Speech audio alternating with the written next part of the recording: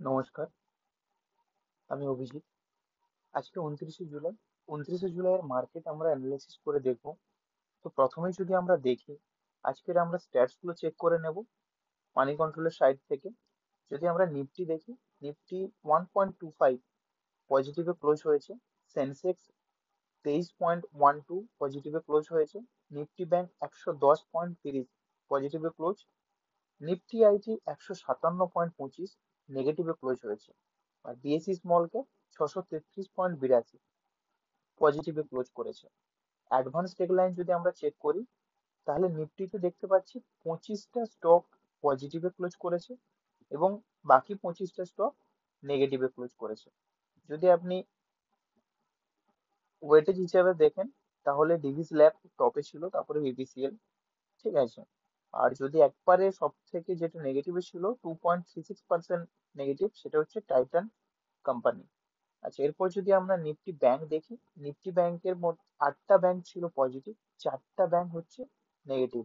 এর মধ্যে বন্ধন ব্যাংক 13.7% পজিটিভে ক্লোজ করেছে। আর কোটাক মহিন্দ্রা 1.1% নেগেটিভে ক্লোজ করেছে। এবং আজকে পিএনবি তেও খুব ভালো মুভমেন্ট দেখতে পাওয়া গেছে, যেটা 5.88%-এর মুভমেন্ট ছিল।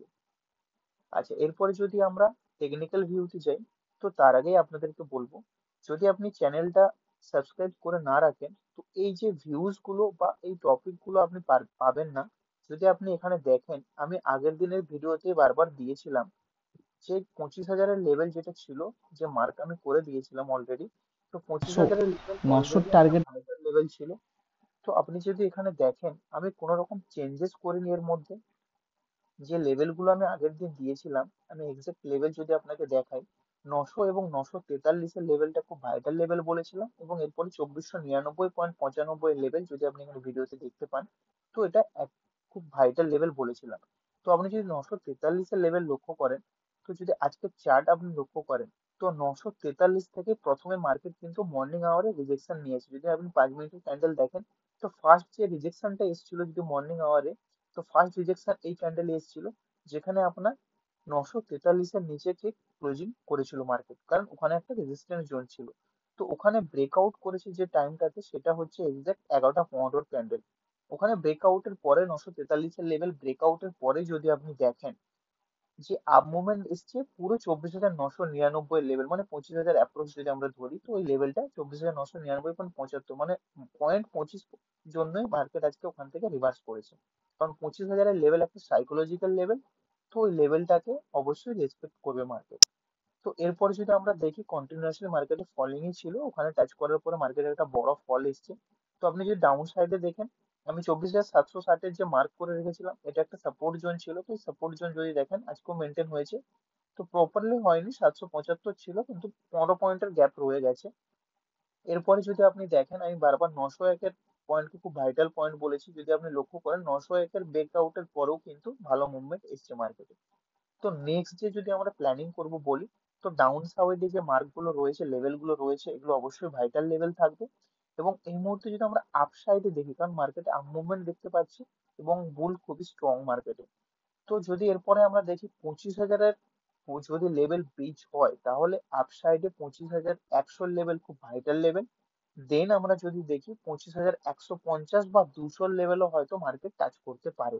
এবং যদি আপনি উইকলি চার্টে দেখেন, হয়তো ইন ফিউচার 26,000-এর লেভেল মার্কেট আস্তে আস্তে করে টাচ করতে আমরা দেখতে পেতে পারি। তো যদি আমরা এরপরে নিফটি ব্যাংকের ক্ষেত্রে যাই, নিফটি ব্যাংকও যদি দেখেন, সেম যে চার্ট ছিল, যে আমি ভিডিওতে দিয়েছিলাম আগে, যে ব্রেকআউট পয়েন্ট গুলো দিয়েছিলাম, সেম ওই ব্রেকআউট পয়েন্ট গুলোর পরেই মার্কেটে কিন্তু মুভ এসছে। তো আপনি চাইলে চ্যানেলটা অবশ্যই সাবস্ক্রাইব করে রাখুন রেগুলার বেসিসে এই ভিডিওগুলো পাওয়ার জন্য। সেন্সেক্স এর ক্ষেত্রেও যদি দেখেন, সেন্সেক্সও সেম, আমি যে লেভেল গুলো মার্ক করেছিলাম, সেম সেই লেভেল গুলোকে বারবার মার্কেট রেসপেক্ট করেছে। আর আপনি যদি এরপরে দেখেন, আজকে বিএসসি ব্যাংক যেটা ছিল, সেখানে বড় মুভমেন্ট দেখা গেছে, যেটা ডাউন সাইডে। আপ সাইডে যে আমি টার্গেট দিয়েছিলাম, আপ সাইডে যদি আপনি দেখেন, আমি 59,592 এর রেজিস্ট্যান্স দিয়েছিলাম, কিন্তু তারপরেও মার্কেট নিজেকে হোল্ড করেছে। এবং ওখান থেকে যে ফল হয়েছে, তো ফল একটা ভালো ফল দেখতে পাওয়া গেছে। এরপর যদি আপনি নিফটি মিড ক্যাপ দেখেন, মিড ক্যাপেও সেম, মার্কেটে প্রথমে মুভ এসছে, আপ মুভ আসার পরে মার্কেট অনেকটা আপে ওপেন হয়েছিল।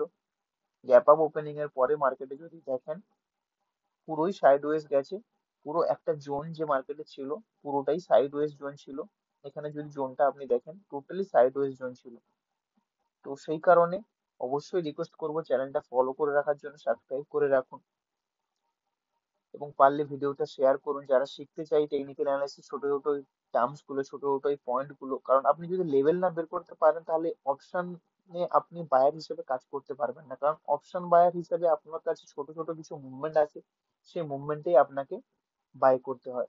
এরপরে যদি আপনি চান মার্কেটকে আরো শিখতে বা বুঝতে, তাহলে অবশ্যই স্টক মার্কেটের বই কিনতে পারেন। আমার নাম সার্চ করবেন আমাজন বা ফ্লিপকার্টে অভিজিৎ ঘোড়াই নামে।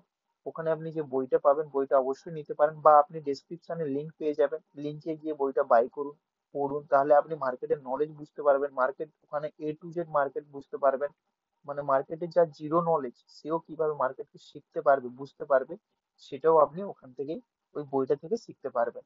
এছাড়া আপনি ধান অ্যাপ ইউজ করতে পারেন যদি ট্রেডিং করছেন, ধান অ্যাপ ইউজ করবেন। ধান অ্যাপের লিঙ্ক আমি ডেসক্রিপশনে দিয়ে রেখেছি।